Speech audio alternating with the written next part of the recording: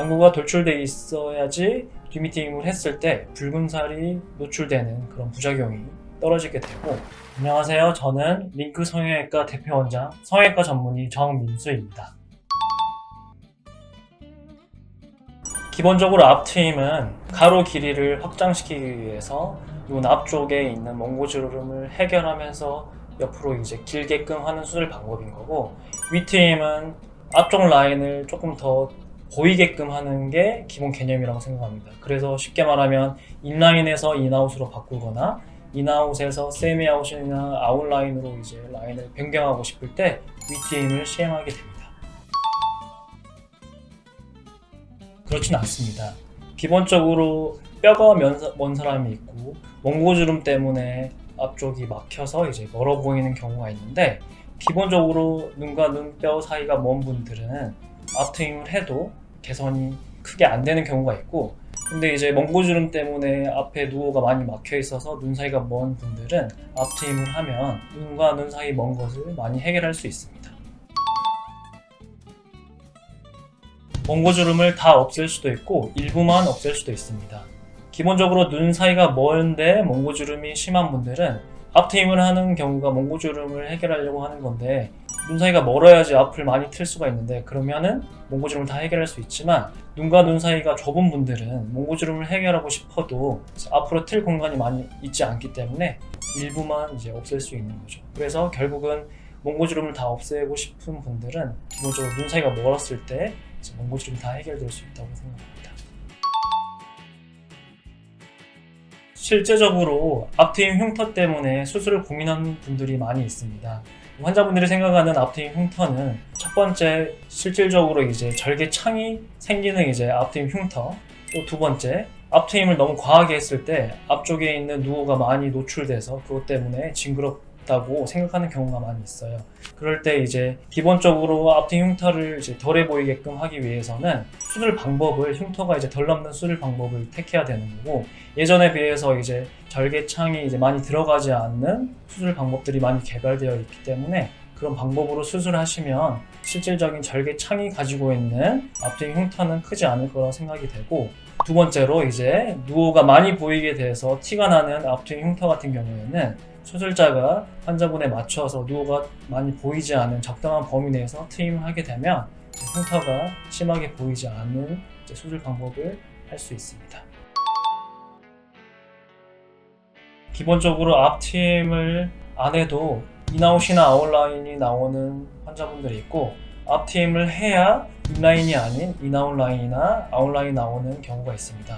그것은 환자분의 눈 상태의 구조에 따라서 이제 달라지는 경우인데, 실질적으로 우리 동양인은 몽고주름이 대부분 많이 있기 때문에 앞트임을 안 할 경우에 앞쪽 라인이 파묻혀서 인라인으로 나오는 경우가 많이 있습니다.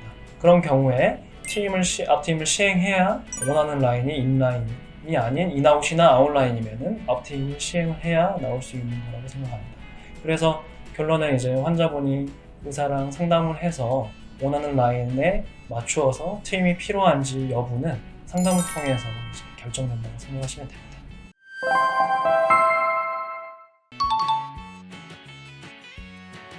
뒷미팅을 할 때 생기는 부작용이, 뒷트임을 너무 많이 터가지고 안에 붉은 속살이 노출되는 경우랑, 밑트임을 너무 과하게 했을 때 눈동자가 떠있게 되는 이제 메롱 모양의 이제 그런 어색한 느낌의 모양이 나올 수 있습니다. 그런 경우를 이제 방지하려면 기본적으로 수술할 환자의 눈 상태를 잘 고려를 해야 되는데, 부작용이 안 생기는 범위 내에서 수술을 시행했을 경우에 이런 부작용을 피할 수 있게 됩니다. 기본적으로 이제 뒷트임 공간이 많은 분들이 있고 아닌 분들이 있습니다. 안구가 돌출되어 있는 분들은 상대적으로 뒷트임할 공간이 많아서 붉은 살이 보일 수 있거나 디귿자가 되는 그런 부작용이 생길 확률이 떨어지게 되고, 상대적으로 눈이 들어간 분들, 뒷트임을 했을 때 붉은 살이 보이는 부작용이 생길 확률이 높아지게 됩니다. 그래서 이거는 상담을 통해서 실질적으로 판단을 의사 선생님이 해서 뒷트임을 할 수 있는지 없는지 판별을 하는 게 중요하다고 생각을 합니다. 그리고 밑트임 같은 경우에도 가로가 이제 긴 분들은 밑트임을 적당히 했을 때 눈이 아름답게 이제 형성될 수가 있는데, 가로가 짧은 분들은 밑트임을 과하게 했을 경우에는 눈도 삼배관처럼 떠 보이게 되고 그리고 이제 위아래로 사탕처럼 땡그란 모양의 이제 느낌이 나기 때문에 이런 분들은 조금 밑트임만 시행하는 수술 방법은 조금 피해야 할 것 같습니다.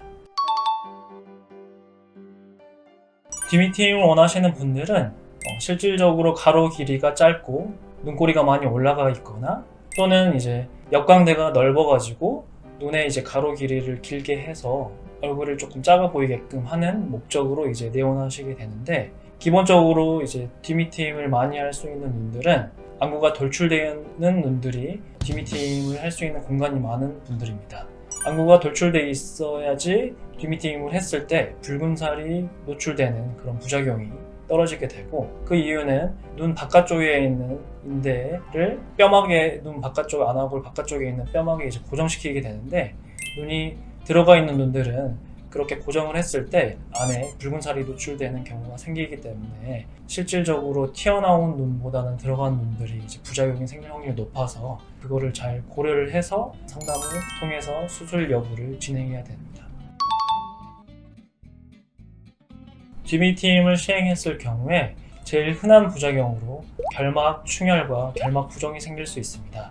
환자분들마다 생기는 경우도 있고 안 생기는 경우도 있는데, 생기는 경우에 하루 이틀 지나고 이런 부작용들이 사라지는 경우도 있고, 어떤 분들은 결막 충혈과 결막 부종이 한 달 이상 가는 분들도 계십니다. 이거는 이제 케이스 바이 케이스이기 때문에 생길 수도 있고 안 생길 수도 있다고 생각하시면 되는데, 이런 결막 충혈과 부종이 생기는 원인은 수술을 하게 되면 미세한 혈관들이 손상을 받을 수밖에 없어서 그런 경우에 결막 충혈이 생길 수도 있고, 거기에다가 이제 눈 구조 자체를 바꾸는 수술이기 때문에 압력 변화에 따라서 림프의 순환이 덜 되면서 결막 부종이 생기는 경우가 있습니다.